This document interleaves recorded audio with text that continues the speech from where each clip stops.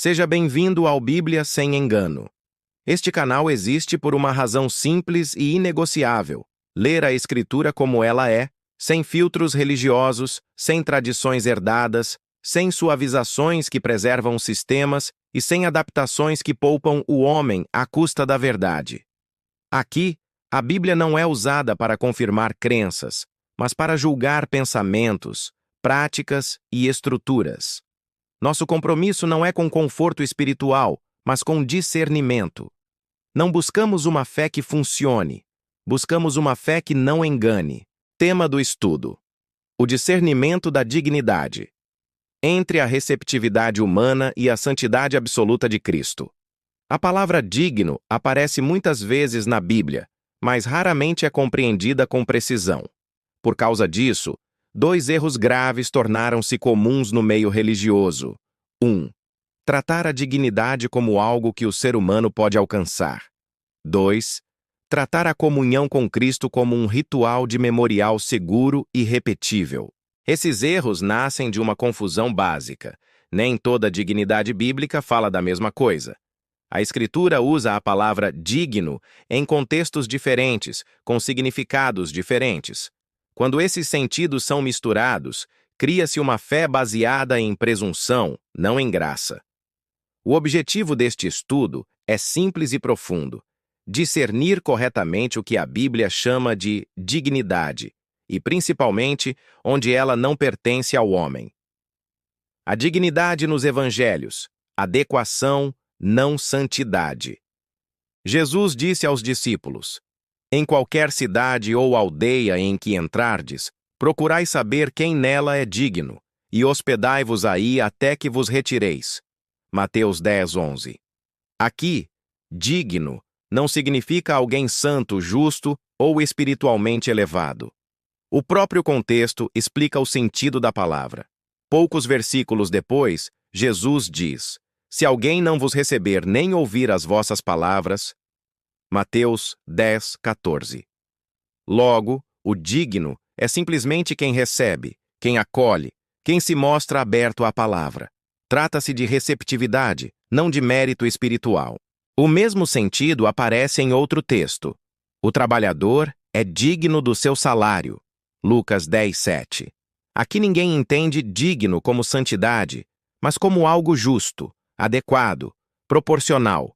Conclusão desta parte: nos evangelhos, a dignidade é humana, relacional, funcional e comparativa entre pessoas.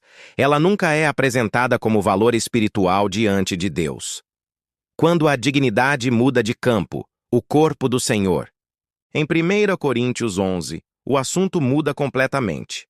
Aqui não se fala mais de hospitalidade, recepção da palavra ou relações humanas. Aqui se fala do corpo do Senhor. Quem comer o pão ou beber o cálice do Senhor, indignamente será réu do corpo e do sangue do Senhor.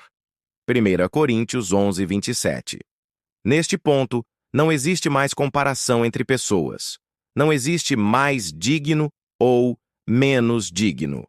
Diante do corpo do Senhor, não há adequação humana, não há mérito possível, não há dignidade própria. A Escritura é clara: não há justo nenhum sequer. Todos se fizeram inúteis. Romanos 3:10-12. Ou seja, diante de Deus, ninguém é digno. O auto-julgamento, a única postura segura. Paulo não oferece dignidade ao homem. Ele oferece discernimento. Se nos julgássemos a nós mesmos, não seríamos julgados. 1 Coríntios 11:31. Julgar a si mesmo significa reconhecer a própria indignidade, não se colocar onde não se pode estar, rejeitar qualquer presunção espiritual. Esse auto-julgamento não nos torna dignos, mas nos livra da condenação. Disciplina. Não é condenação, mas a presunção leva a ela. Paulo continua: quando somos julgados, somos disciplinados pelo Senhor, para não sermos condenados com o mundo. 1 Coríntios 11:32. Aqui o texto é decisivo. A disciplina acontece enquanto estamos na carne. É inevitável, porque somos pecadores. É sinal de correção, não de rejeição. A condenação, porém, ocorre quando há presunção. quando o homem se acha apto, quando trata o santo como comum. Por isso, Paulo afirma que muitos estavam fracos, outros doentes, e alguns haviam morrido, justamente por estarem praticando aquilo que exige discernimento, o memorial do corpo do Senhor. Paulo adverte as consequências e manda parar. Portanto, quando vos ajuntais no mesmo lugar, não é para comer a ceia do Senhor. 1 Coríntios 11, 20. Logo, se não há um justo sequer, se o autoexame revela indignidade, e se Cristo é sublime, eterno e glorificado, então não existe ritual ou memorial seguro. Qualquer prática que normalize o acesso, transforme memória em hábito, institucionalize o sagrado, inevitavelmente, banaliza a graça, neutraliza o temor, gera presunção coletiva. Por isso Paulo diz, se alguém tem fome, coma em casa. 1 Coríntios 11:34. Ele retira o ato do campo da ritualização humana, porque ali o homem não se sustenta, e aponta para o ágape. Com isso vemos que a Bíblia fala de dois tipos de dignidade, e confundi-los é perigoso. Dignidade nos evangelhos, ligada à recepção da palavra, relacional, humana, funcional. Dignidade diante do corpo do Senhor, absoluta, vertical, exclusiva de Cristo, inalcançável ao homem. Portanto, discernir dignidade não é tornar-se digno. Discernir dignidade é reconhecer que não somos. O erro não é ser indigno. O erro é agir como se não fosse. Somente Cristo é digno. O homem sábio é aquele que sabe disso e recua. Esse discernimento preserva a graça, protege da presunção e honra a santidade de Cristo. Sobre o juízo que não se vê. Pode-se perguntar, então por que líderes religiosos corruptos não são acometidos de fraqueza ou morte? Essa pergunta parte de uma suposição errada, a de que todo juízo de Deus é imediato, visível e físico. A Escritura nega isso repetidas vezes. Nem todo juízo é imediato, muitos são entregues. Por isso Deus os entregou. Romanos capítulo 1, versículos 24, 26 e 28. Ser entregue é pior do que ser repreendido. É quando Deus para de intervir. Portanto, fraqueza e disciplina são sinais de cuidado. Prosperidade contínua pode ser sinal de abandono judicial temporário. Disciplina é para filhos, não para réus entregues. O Senhor disciplina a quem ama. Hebreus 12, 6. Se não há disciplina, sois bastardos e não filhos.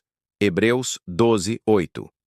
Observa-se claramente que fraqueza, enfermidade e correção significam que ainda há filiação. A ausência total de correção pode indicar entrega temporária, que no tempo devido será cobrada com rigor.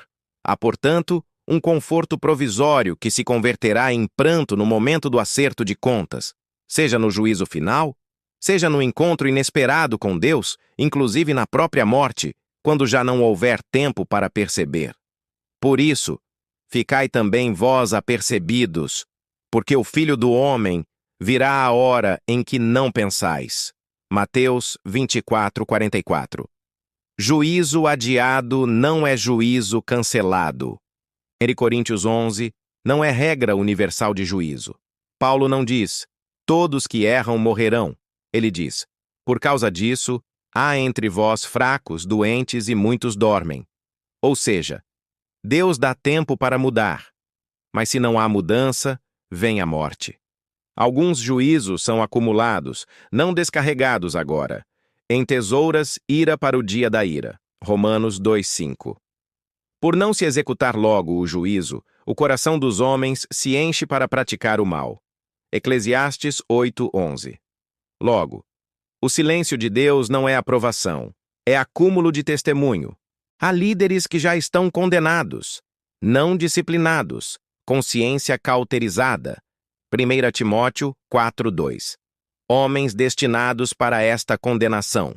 Judas 1:4. A disciplina visa a correção. Quem não pode mais ser corrigido não é disciplinado. Já está condenado. O maior juízo. O juízo mais grave não é cair. É permanecer confortável no erro. O Salmo 73 mostra o escândalo do justo ao ver os ímpios prosperarem, não passarem por aperto e morrerem em paz, até que ele entra no santuário e entende: tu os colocas em lugares escorregadios. Salmo 73, 18.